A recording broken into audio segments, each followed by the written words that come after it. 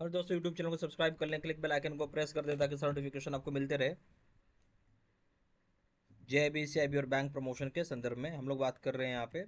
JIB का IEIFS Indian economy and Indian financial system unit number 4 है। Economic planning in India and NITI Aayog question bank number 4 है। Question bank को start करने से पहले एक छोटा सा अनाउंसमेंट है। यहाँ हमारे पास जेआईबी का वीडियो कोर्स का पैकेज होता है। एक होता है 6 महीने की वैलिडिटी के लिए और एक होता है लाइफ टाइम वैलिडिटी के लिए। सबसे बेस्ट कोर्स जो होता है लाइफ टाइम वैलिडिटी का होता है, क्योंकि कभी एक्सपायर नहीं करता। दोनों ही जगह आपको वीडियो लेक्चर कोर्सेज हो जाएगा, नोट्स हो जाएगा पीडीएफ में, 6000 सेट क्वेश्चन बैंक हो जाएगा पीडीएफ में, 40 मॉक टेस्ट हो जाएंगे, केस स्टडी का वीडियो हो जाएगा। एक की वैलिडिटी हो जाएगी 6 महीना और एक की वैलिडिटी हो जाएगी लाइफ लॉन्ग। अगर आप 6 महीने की वैलिडिटी में कोर्स करते हैं तो पेपर 1 हो गया IFS, पेपर 2 हो जाएगा PPP, पेपर 3 हो जाएगा, पेपर 4 हो जाएगा RBWM। इन सभी का दाम 800 रुपये है अगर 6 महीने की वैलिडिटी का कोर्स करते हैं। लाइफ लॉन्ग वैलिडिटी में कोर्स करते हैं, इन तीनों पेपर का दाम आपका 1500 रुपये है। अगर आप वही पेपर 3 करते हैं AFMB, इसका दाम है 1000 रुपये 6 महीने की वैलिडिटी के लिए और 2000 रुपये दाम है लाइफ टाइम वैलिडिटी के लिए। कॉम्बो पैक में अगर कोर्स करते हैं, नहीं चारों पेपर एक साथ करते हैं, तो इसका दाम है 2500 रुपये 6 महीने की वैलिडिटी के लिए। और कॉम्बो पैक में अगर आप कोर्स करते हैं जेबी का, तो आपको 4000 रुपये दाम है, जो कि लाइफ लॉन्ग वैलिडिटी रहेगी। ठीक है, हमारा आपको ये कहना है कि लाइफ लॉन्ग वैलिडिटी का कोर्स करें, सबसे बेस्ट होता है, कभी एक्सपायर नहीं होता, हमेशा अपडेट होते रहता है। पहले सवाल पाते हैं। Which sector is considered the second best employer in India after agriculture? कौन सा सेक्टर जिससे कंसिडर की जाती है कौन सा ऐसा सेक्टर जिससे कंसिडर किया जाता है सेकेंड लार्जेस्ट एम्प्लॉयर के रूप में भारत में एग्रीकल्चर के बाद? ए ऑप्शन है टूरिज्म, बी ऑप्शन है MSME, सी ऑप्शन है आपका इंफॉर्मेशन टेक्नोलॉजी, डी ऑप्शन है आपका टेक्सटाइल। सही ऑप्शन हो जाएगा बी MSME। वो सेक्टर है जहाँ पे आप ये बोल सकते हैं कि second largest employing, second largest वो सेक्टर जो एम्प्लॉयमेंट जनरेट करती है, यानी एम्प्लॉयर का सेगमेंट है ये भारत में एग्रीकल्चर के बाद। बी ऑप्शन हो गया। क्वेश्चन नंबर 2 में आइए। क्वेश्चन नंबर 2 में क्या बोलता है? What percentage of India's manufacturing output is रफली contributed by the MSME sector? कितना प्रतिशत जो है भारत का जो मैन्युफैक्चरिंग सेक्टर है वो आपका कंट्रीब्यूट करता है MSME के द्वारा? यानी ये सवाल ऐसा है कि क्या प्रतिशत जो है भारतीय मैन्युफैक्चरिंग की जो आउटपुट आती है उसमें MSME का कितना प्रतिशत का कंट्रीब्यूशन है, सवाल ये था। A option 25%, B option 35%, C option है 45%, डी ऑप्शन है 55%। सही ऑप्शन क्या हो जाएगा इस केस में? सही ऑप्शन हो जाएगा आपका सी, 45% का कंट्रीब्यूशन MSME सेक्टर के द्वारा ही आता है आपका इंडिया की मैन्युफैक्चरिंग में। C option. Question number 3।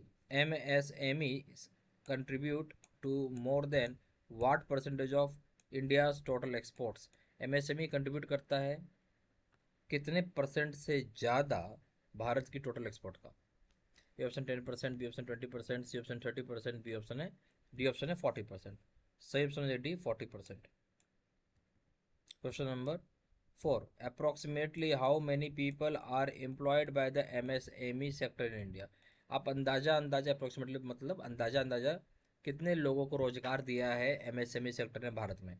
ए ऑप्शन है 50 million, B option 120 million, C option 200 million, D option है 64 मिलियन। सही ऑप्शन क्या हो जाएगा? सही ऑप्शन हो जाएगा B, 120 million. B option 120 million.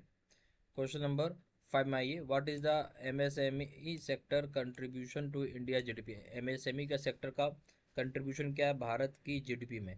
ए ऑप्शन है 10%, ए ऑप्शन है more than 10 A option 10%, less than 10%, B option है less than 15%, C option less than 28%, D option है लेस देन 50%। सही ऑप्शन क्या हो जाएगा? सही ऑप्शन हो जाएगा इस केस में आपका सी, 28% या उससे कम। ठीक है, कितने लोगों को अपने MSME कंट्रीब्यूट करता है, MSME कितना कंट्रीब्यूट करता है भारत की GDP में? आप बोल सकते हैं 28% एंड लेस, या 28% बोलिए सीधा सीधा। सी ऑप्शन। क्वेश्चन नंबर 6 में आइए। The primary benefit of MSME sector is highlighted in the text is? बोलता है कि प्राइमरी बेनिफिट MSME सेक्टर का क्या है, यानी MSME सेक्टर को प्राइमरी बेनिफिट क्या है? ये ऑप्शन है high capital cost, high capital cost होना। B option employment potential at low capital cost, employment की पोटेंशियल को जनरेट करना कम कैपिटल कॉस्ट में। सी ऑप्शन है focus only on urban development, क्या फोकस करता है अर्बन डेवलपमेंट में। डी ऑप्शन है हैवी रिलायंस ऑन इम्पोर्ट, बहुत हैवी रिलायंसेज है इम्पोर्ट के ऊपर। सही ऑप्शन क्या हो जाएगा? जो प्राइमरी बेनिफिट होता है एमएसएमई सेक्टर का वो ये है कि ये जो होता है आप बोल सकते हैं कि एम्प्लॉयमेंट बहुत हेवी एम्प्लॉयमेंट होती है, इसमें बहुत मास लोगों को काम मिलता है, बहुत बड़े स्केल पे लोगों को रोजगार मिलता है, यानी एम्प्लॉयमेंट पोटेंशियल मिल जाती है, बहुत कम पूंजी में ही रोजगार मिल जाता है लोगों को। यानी बोल सकते हैं बहुत कम पैसे में इंडस्ट्री खड़ी हो जाती है, इंडस्ट्री खड़ा हो गया तो लोगों को रोजगार मिल जाती है, और ये सब कर रहे हैं बहुत कम पैसा लगता है। बी ऑप्शन ठीक है। अब आएंगे हम लोग क्वेश्चन नंबर 7 में, ठीक है। When was when was the Banking Laws Amendment Bill was introduced? Social control over banks tabled in Lok Sabha। तब सवाल ये है कि कब बैंकिंग लॉज अमेंडमेंट बिल, यानी किस समय banking law amendment bill introduce किया गया, जो कि जिसमें कि बैंकों का सोशल, बैंकों के ऊपर एक सोशल कंट्रोल हो गया, और इसका बिल टेबल किया गया, यानी पहली बार डाला गया लोकसभा में। ए ऑप्शन है 9 जुलाई 1968 को, बी ऑप्शन है सितंबर 2020 को, सी ऑप्शन है दिसंबर 23 1967 को, डी ऑप्शन है जनवरी 2016 को। सही ऑप्शन हो जाएगा आपका सी, दिसंबर 23 1967 को, सी ऑप्शन। क्वेश्चन नंबर 8 में आइए, who is credited with first using the phrase priority sector in the Lok Sabha in 1967। तो वो कौन से ऐसे पहले इंसान थे जिन्होंने पहली बार फ्रेज यूज किया, उस फ्रेज का नाम था प्रायोरिटी सेक्टर, ठीक है, लोकसभा में 1967 को। यानी वो पहले इंसान कौन थे जिन्होंने पहली बार प्रायोरिटी सेक्टर का नाम बोला लोकसभा 1967 में। ए ऑप्शन है Jawaharlal Nehru, B option Indira Gandhi, C option Morarji Desai, D option Rajiv Gandhi. सही ऑप्शन हो जाएगा, सही ऑप्शन हो जाएगा आपका सी, मोरारजी देसाई थे वो। क्वेश्चन नंबर 9 में आइए, which of the following was not listed as one of the original priority sectors in 1967। कौन सा ऐसा लिस्ट नहीं था इनमें से जो कि ओरिजिनल प्रायोरिटी सेक्टर बनाया गया था 1967 में? A option agriculture, B option small scale industries जिसको हम एसएसआई बोलते हैं, सी ऑप्शन हो जाएगा इंफॉर्मेशन टेक्नोलॉजी, डी ऑप्शन हो जाएगा एक्सपोर्ट्स। कौन सा ऐसा सेक्टर था जो लिस्टेड नहीं था ओरिजिनल प्रायोरिटी सेक्टर में 1967 में? एग्रीकल्चर था, आपका स्मॉल स्केल इंडस्ट्रीज भी था, इंफॉर्मेशन टेक्नोलॉजी नहीं था, और एक्सपोर्ट्स था। क्या नहीं था? C option. Question number 10, what is the core objective of the RBI priority sector lending PSL classifications?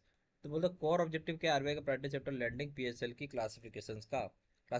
ये ऑप्शन है to increase banks profit, bank की प्रॉफिट बढ़ाना, बी ऑप्शन है to match emerging national priorities and focus on inclusive development, match करना emerging national priorities के साथ और focus करना इंक्लूसिव डेवलपमेंट पे। सी ऑप्शन हो जाएगा to limit lending to rural areas, limit करना लोन देना रूरल एरियाज के लिए। डी ऑप्शन है to phase out commercial banks, phase out करना कमर्शियल बैंक्स को। सही ऑप्शन क्या हो जाएगा? सवाल ये था आपसे, तो कोर ऑब्जेक्टिव क्या आरबीआई की प्रायोरिटी सेक्टर लैंडिंग पीएसएल की क्लासिफिकेशन का? सही ऑप्शन हो जाएगा बी, कि मैच करना, क्या है? मैच करना इमर्जिंग नेशनल प्रायोरिटीज को, मैच करना इमर्जिंग नेशनल प्रायोरिटीज को, और फोकस करना आपका इंक्लूसिव डेवलपमेंट के ऊपर। सही ऑप्शन हो जाएगा यहाँ पे बी। यहाँ पास जेआईबी का वीडियो कोर्स का पैकेज होता है, एक होता है 6 महीने के लिए वैलिडिटी के लिए, और एक होता है लाइफ टाइम वैलिडिटी के लिए। ये कोर्स तब तक रहता है लाइफ टाइम जब तक आपका पेपर क्लियर नहीं होता, कभी एक्सपायर नहीं होता, हमेशा अपडेट होते रहता है, और सबसे बेस्ट कोर्स होता है। दोनों जगह वीडियो लेक्चर कोर्सेज है, नोट्स जगह पीडीएफ में 6,000 क्वेश्चन बैंक हो जाएगा, 40 मॉक टेस्ट जगह केस स्टडी का वीडियो हो जाएगा, ठीक है। अगर पेपर 1 करते हैं आईएफएस, पेपर 2 करते हैं पीपीबी, पेपर 4 करते हैं आरबीडब्ल्यूएम, सभी का दाम 800 रुपये है 6 महीने की वैलिडिटी के लिए, और 1500 रुपये दाम है लाइफ लॉन्ग वैलिडिटी के लिए। वही अगर आप पेपर 3 करते हैं एएफएमपी, इसका दाम है 1000 रुपये जो 6 महीने की वैलिडिटी के लिए रहेगा, और यहाँ पे दाम है लाइफ लॉन्ग वैलिडिटी में 2000 रुपये। कॉम्बो पैक में यानी 4 पेपर एक साथ करते हैं अगर आप, तो इसका दाम है 2500 रुपये जो कि 6 महीने की वैलिडिटी के लिए रहेगा। और कॉम्बो पैक अगर करते हैं आप जेबी का लाइफ लॉन्ग वैलिडिटी वाला कोर्स करते हैं तो इसका दाम है 4000 रुपये जो कि लाइफ लॉन्ग वैलिडिटी के लिए रहेगा। मर्जी है आपकी, जो चाहे वो कोर्स कर सकते हैं, चॉइस आपकी है। ज़्यादा जानकारी के लिए व्हाट्सअप कर सकते हैं, नंबर हो जाएगा 4x9685127, या फिर वेबसाइट पर जाकर डायरेक्टली ऑनलाइन ऑर्डर प्लेस कर सकते हैं। वेबसाइट हो जाएगा www.jbstudymetal.com, ईमेल आई डी जाएगा citsena123@gmail.com। सारी इन्फॉर्मेशन मैंने इस वीडियो के डिस्क्रिप्शन बॉक्स में डाल दिया। Thank you very much.